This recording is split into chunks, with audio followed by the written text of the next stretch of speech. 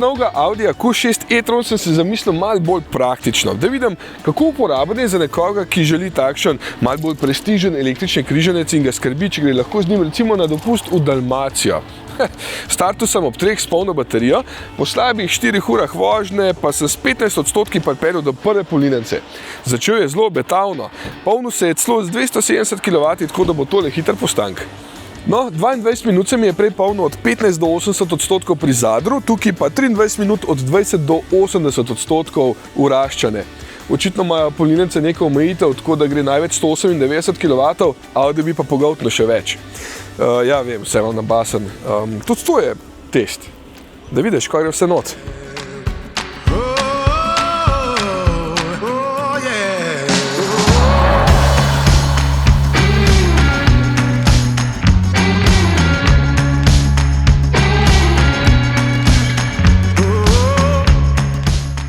In gre, sem postavil cel kemp.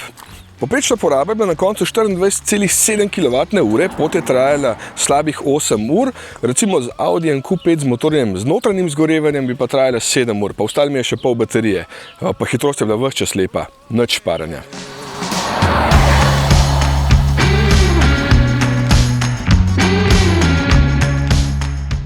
Ok.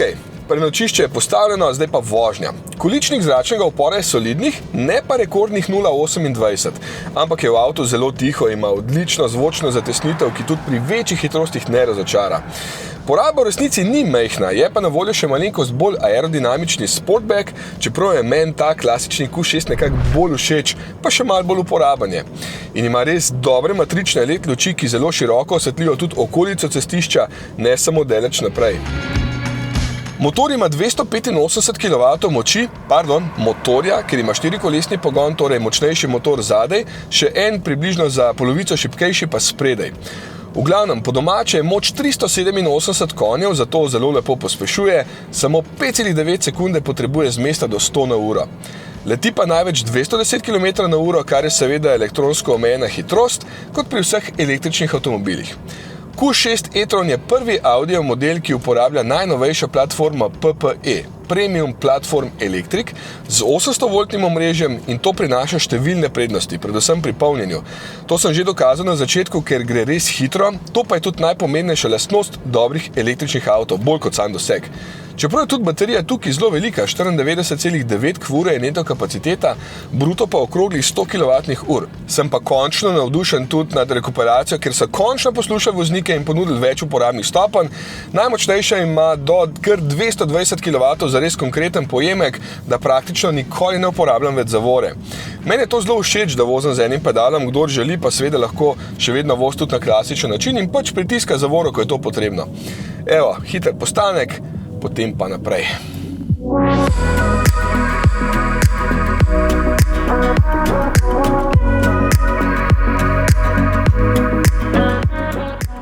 ,77 metra je dolg, pa kar 1,93 metra je širok, zato je znotraj kar razkošno sedeti spredi.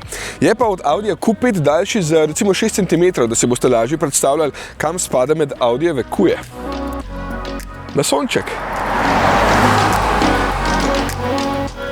Še eno odlično stvar sem opazil na tej dolgi vožnji, da ima odlično prilagodljivo zračno vzmetenje, ki ga absolutno priporočam, če že odštejete toliko keša za takšen avto.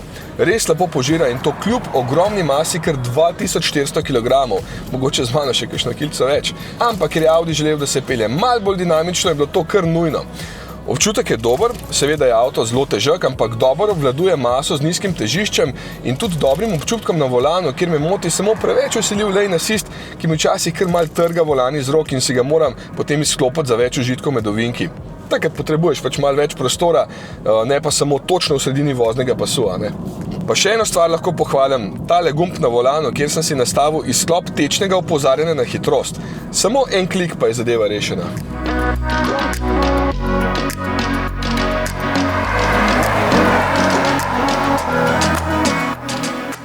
Evo, malo se je napolnil čez noč, čeprav gre na navadni vtičnici zelo počas, z 1,4 kW, tako da bi trajali 3 dni, da bi se napolnil. Sem se pa napolnil z energijo tudi jaz, ker Od tukaj pa res ne smeš jeti brez takšnih dobrot na krožniku. Ok, v glavnem sem ga pa zdaj še dodatno obtežil s kovčkom, zato ker sem ga lani pozabil, pa sem jo pač dobil izgor, da spet pridem dol. V resnici zato, da zmerjam tudi porabo domov, a ne? Ok, zdaj pa sem še šotor pospravim, pa akcija.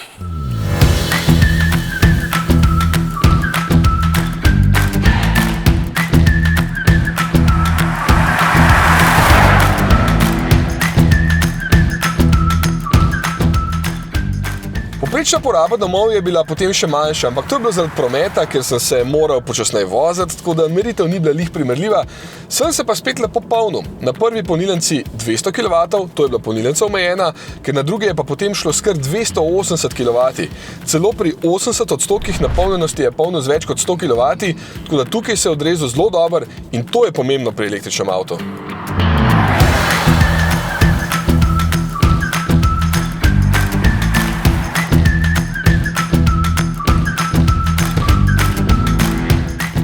Kaj pa uporabnost kabine?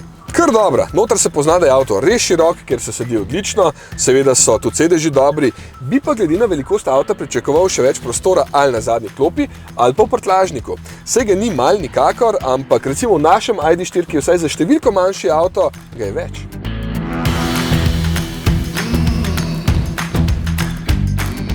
Ampak ta ima zelo velik prtljažnik še spredaj, tako da s tem majčkeno skompenzira zadnjega, ki pa ni toliko velik. 526 litrov je tam, tukaj je pa še dodatnih 64, tako da je zelo uporaben za vse te kable za polnjenje.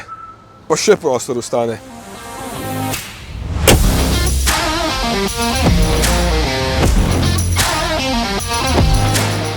Namestitev za volanom je tradicionalno odlična pri Audiju. Tukaj ne najdem prav nobene zamere. Ok, mogoče mi ni všeč, da volan ni čisto v krogu, ampak se počasi tudi na to navajam. Pri dirkalniku me recimo ne bi motil, ko je tok neposreden, ne? Tukaj moraš pa volan veliko več vrteti, zato mi to ni všeč.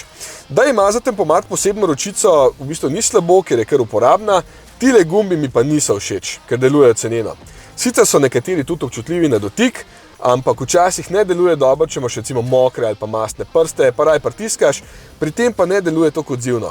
Včasih so imeli Audi tiste vrtljive gumbke in so bili nekaj najboljšega, potem pa je nekdo ugotovil, da je to še boljše. No, ni. Zasloni so kar trije, celo sopotnik ima svojega, da lahko recimo voznik uteži med vožnjo svojo musko, ali pa igra videoigro, ki je voznik ne vidi med vožnjo pod tem kotom, da je bolj varno. Ta zaslon je tudi dobro urejen, hiter je, odziven, dokaj logično se mi zdi, da je razporejeno vse skupaj, tako da pridem samo še do asistenčnih sistemov, ki pa mi grejo včasih toliko na živce, da se prav vprašam, če jih kdo od ljudi, ki to razvijajo, kdaj preizkusi. Recimo sistem za parkiranje. Zadnjič mi avto ni pustil parkirati čist blizu ograje. Ni. Sem vse izklopil, pa me je vse en zaviral. Pa saj nisem več sposoben, no. Isto za opozarjanje na zadnje potnike, evo tukaj. Ok, razumem, je fajn, da te opozori na otroka, ki spi zadnji, ker jaz vedno pozabim, da ga vozim, mislim, res bi bil oče stoletja. Ok, ampak izklopim in potem se ob naslednji vožnji tole spet vklopim, pozabim, ko grem po noči iz avta, zadaj pa sem pustil torbo. In ko se mi je to zgodilo sred kempa, ko so vsi spali, sem mislil, da se bom pogreznil z eno, ker je začel toliko glasno hupati, da mi je bilo še naslednjih ne vem koliko dni nerodno.